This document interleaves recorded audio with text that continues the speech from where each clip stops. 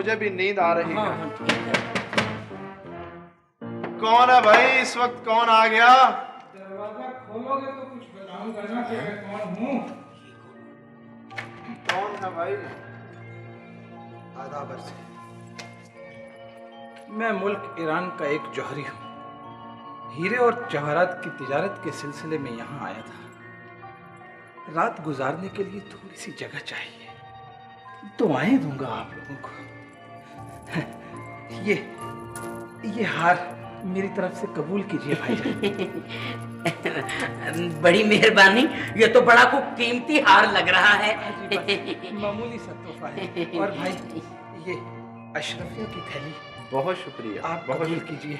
बहुत शुक्रिया। आप तशरीफ लाए ना, आप तशरीफ लाए। शुक्रिया। तशरीफ रखें। दिन के दिन रात के रात रहूंगा और सुबह होते ही चला जाऊंगा। मेहमान के लिए खाने का बंदोबस्त किया जाए। अभी खाना आ जाता है जी। आप खाने में क्या पसंद करेंगे? हो जी, आजकल कुछ पेट गड़बड़ है, बस एक आधा मुर्गा ले आए, वो भी भुना हुआ, तो गुजारा कर लूंगा। ये मोती रख लें आप। आप तो कल्लफ कर रहे हैं।